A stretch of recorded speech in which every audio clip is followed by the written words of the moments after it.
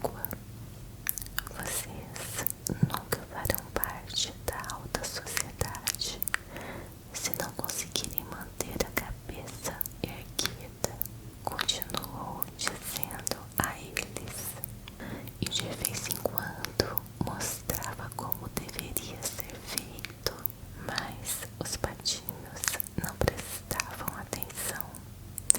Eram muito jovens e não sabiam qual a vantagem de pertencer à alta sociedade. Que crianças desobedientes! Exclamou o velho rato d'água. Merecem mesmo se afogarem. Nada fora do normal, respondeu a pata. Um dia todos devem começar aprendendo do princípio, e a paciência dos pais nunca é excessiva.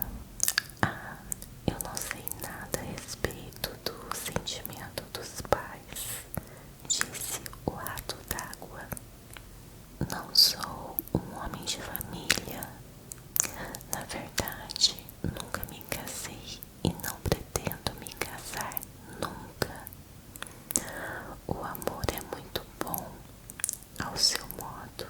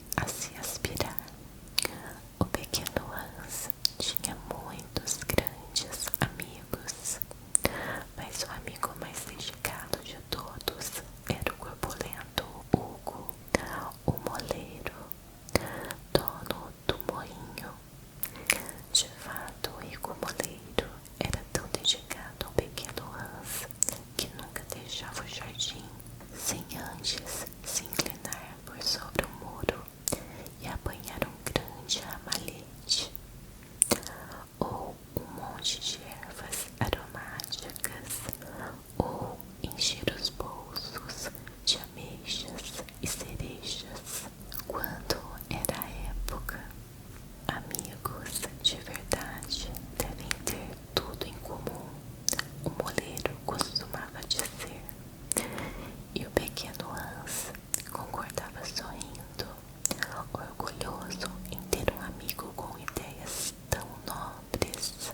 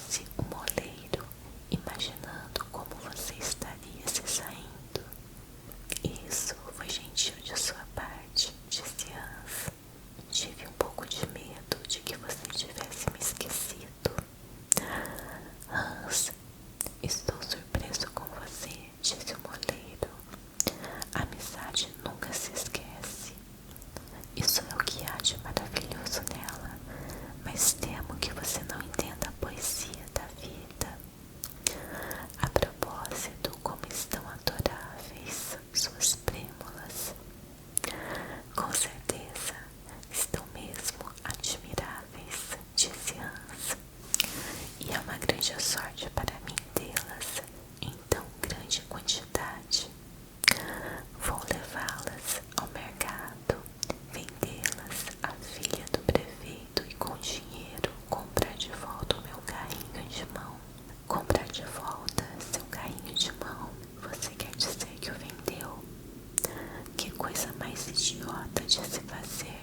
Bem, na verdade, disse Hans, eu fui obrigado a fazê-lo. Você sabe, o inferno foi muito duro para mim e eu realmente não tinha nenhum dinheiro para comprar pão. Assim, primeiro eu vendi os botões de prata do meu casaco de domingo. Depois, vendi minha corrente de prata. Então, vendi meu grande cachimbo. E por último, vendi o carrinho de mão. Mas agora estou indo comprar tudo isso de volta.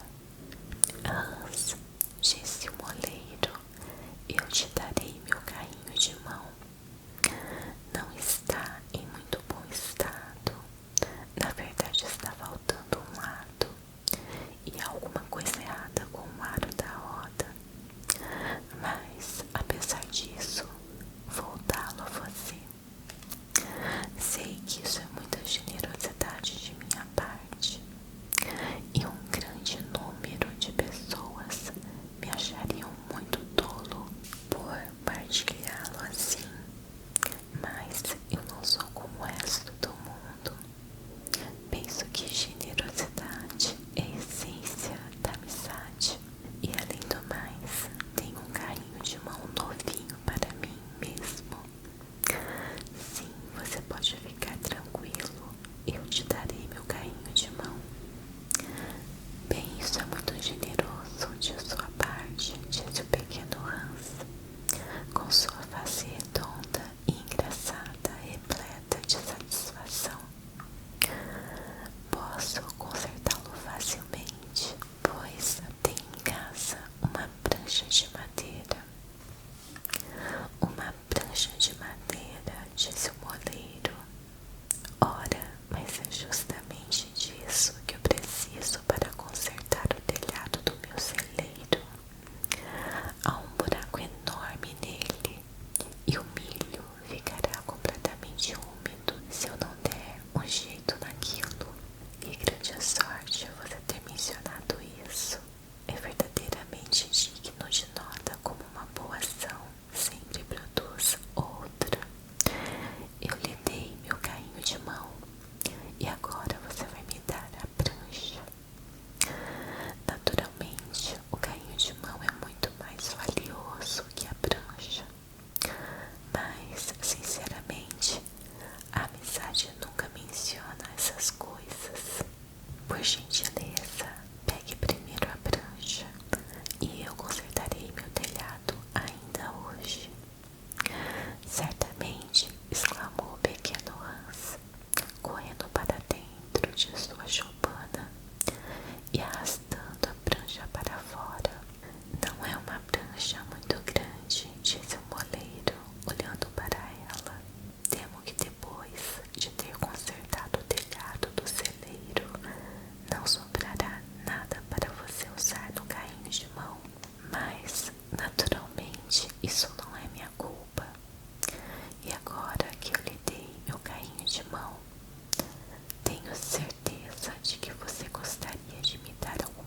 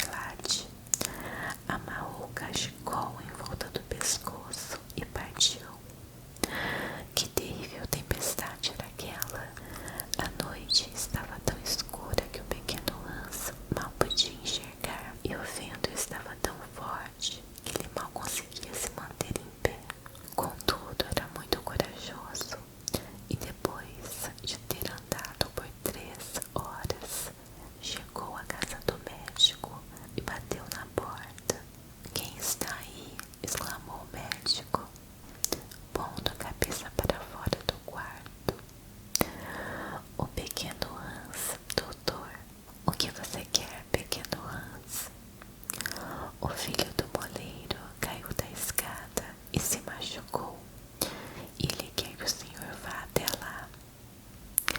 Certo, disse o médico.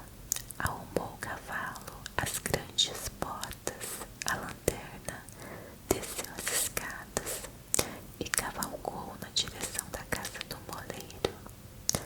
O pequeno Hans caminhava atrás dele, mas a tempestade foi piorando mais e mais. A chuva caía torrencialmente e o pequeno Hans não conseguia ver para onde estava indo, nem sequer o cavalo. Por fim, ele perdeu o caminho e perambulou pelo pântano, que era um lugar muito perigoso, pois estava repleto de buracos fundos. E ao cair em um deles, o pobre pequeno Hans afogou-se. O corpo foi encontrado no dia seguinte por alguns pastores, boiando numa pequena lagoa, e eles o levaram até a cabana.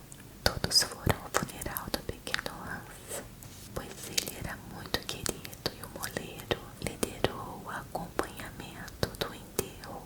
Como era seu melhor amigo, disse, é muito justo que ocupe o melhor lugar. E assim caminhou até o início da procissão, vestindo um manto longo e negro. De vez em quando enxugava os olhos com um grande lenço.